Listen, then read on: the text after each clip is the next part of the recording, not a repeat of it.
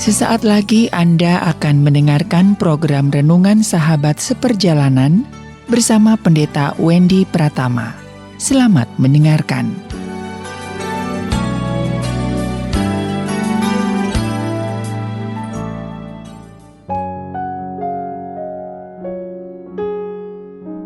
Selamat berjumpa kembali dalam layanan audio Sahabat Seperjalanan. Hari ini adalah hari Jumat 29 Oktober 2021. Tema renungan dan saat teduh kita dengan judul Hidup dalam Anugerahnya.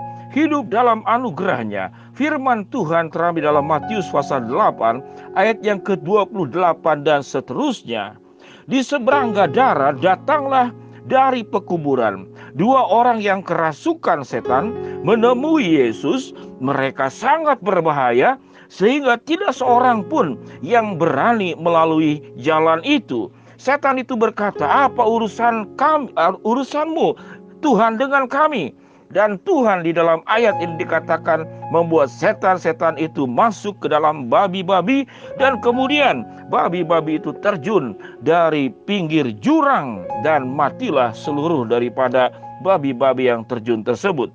Mari kita berdoa. Bapa yang di dalam sorga, ya Tuhan, kami bersyukur bagaimana Allah menempatkan kami sebagai pribadi yang begitu berharga di mata Tuhan. Dan firman Tuhan berkata kami dianggap sebagai biji matanya Tuhan. Bahkan kami dicipta dari semua ciptaan, hanya kami yang diciptakan menurut gambar dan rupa Allah. Di dalam nama Tuhan Yesus kami berdoa. Amin. Shalom sahabat seperjalanan yang dikasihi Tuhan. Seberapa banyak kita punya waktu untuk merenung bahwa hidup ini semata-mata karena anugerah Tuhan, karena kebaikan Tuhan. Kehidupan yang kita terima semuanya diberikan secara cuma-cuma tanpa kita bisa membelinya dengan apapun yang kita miliki. Sahabat seperjalanan yang dikasihi Tuhan, banyak orang yang kemudian bisa menyumbang uang yang banyak kepada gereja dan kemudian merasa bahwa Tuhan sedang berhutang pada dirinya. Bahwa dia merasa bahwa Tuhan sedang berhutang pada dirinya. Suatu orang bisa membantu orang-orang yang kesusahan, orang-orang yang kesulitan, dan dia mengatakan bahwa semua orang yang sudah dibantunya itu sedang berhutang kepada dirinya. Lalu di saat yang sama, sikap seperti demikian bahwa kita sedang menempatkan diri, kita sedang berada di atas manusia, bahkan kita sedang berada di atas Tuhan. Sahabat perjalanan yang dikasihi Tuhan, hidup dalam anugerahnya. Ada sebuah pertanyaan yang perlu kita jawab. Adakah bagian aspek dalam hidup kita yang bukan karena anugerah Tuhan? Adakah yang seperti demikian? Mari kita belajar dari mulai kita terbangun. Kita bisa membuka mata dan melihat dengan mata kita. Itu yang menciptakan Tuhan. Kita bisa mendengar suara burung. Itu telinga. Itu Tuhan yang menciptakan. Kita mulai bisa bernafas. Itu Tuhan yang menciptakan. Setelah kita sikat gigi, kita mandi, kita memakai air, itu Tuhan yang menciptakan. Kita memakai shampoo, sabun, itu sumber-sumber yang dibentuk, yang kemudian dibuat, itu dari semua ciptaan Allah. Sahabat seperjalanan yang dikasihi Tuhan, lalu kita keluar dari rumah, kita berkendaraan, baik sepeda motor maupun mobil, itu semuanya sumber-sumber yang diberikan oleh Allah, di kecerdasan yang membuat kita bisa membuat alat-alat dalam bentuk kendaraan. Itu semua Tuhan yang menciptakan. Sahabat seperjalanan, tidak ada secuil pun, tidak ada sedikit pun, tidak ada satu jeda pun yang kita miliki, yang kita nikmati, yang bukan berasal dari Allah. Dan anugerah terbesar adalah keselamatan di dalam diri Yesus Kristus. Sahabat seperjalanan yang dikasihi Tuhan, hidup dalam anugerahnya. Kalau kita dari tidak ada, ya dari tidak punya, kita dari nihil, kita dari kosong, dan ada bisa pada hari ini, itu karena anugerahnya. Kita hidup dalam anugerahnya.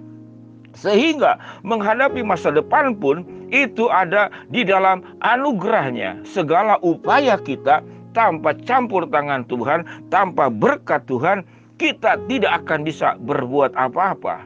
Sampai titik ini sahabat seperjalanan, kita kembali kepada kisah orang Gadara yang kerasukan setan. Ada 2 orang yang berada di pekuburan dan semua orang takut karena mereka dikatakan sangat berbahaya.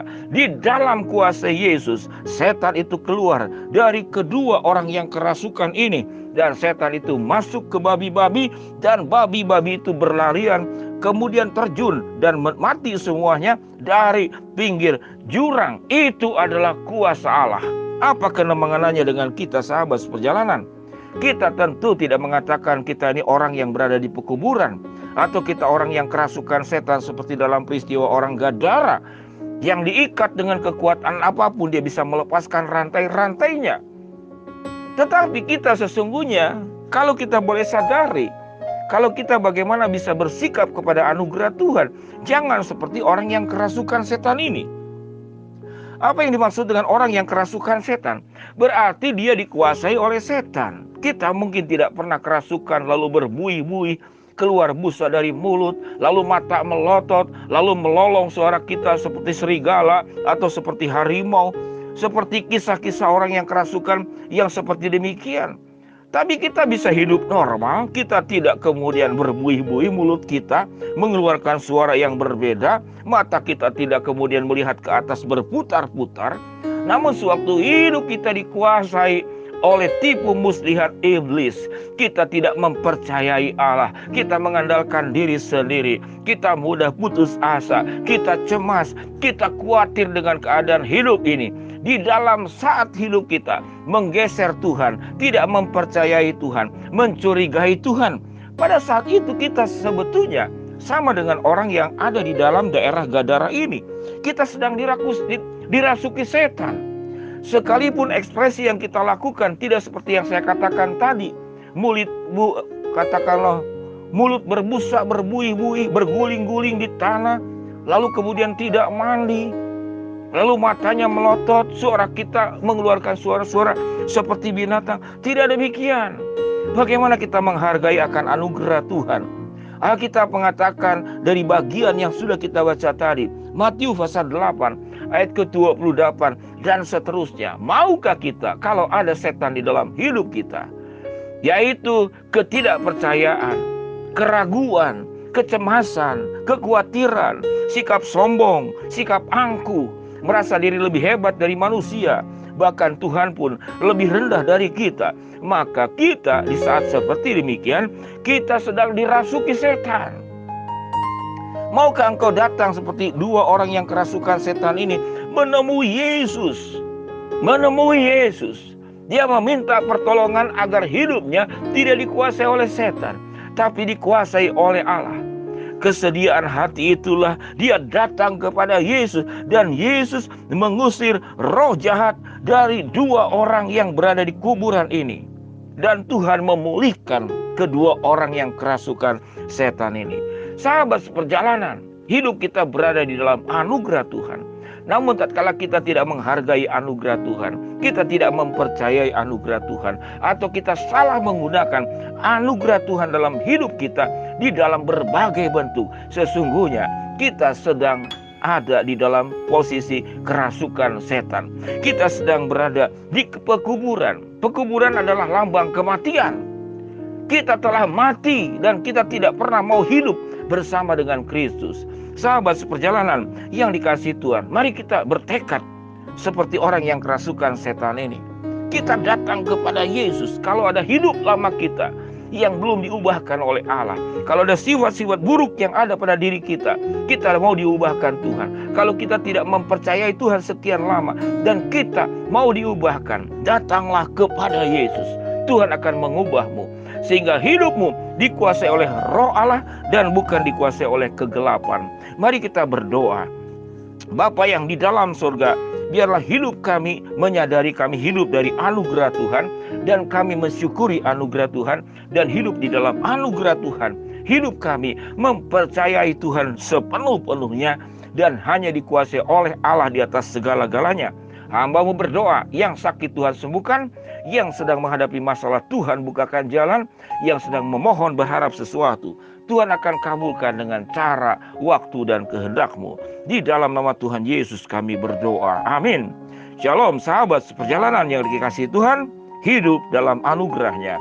Tuhan memberkati kita semua. Amin.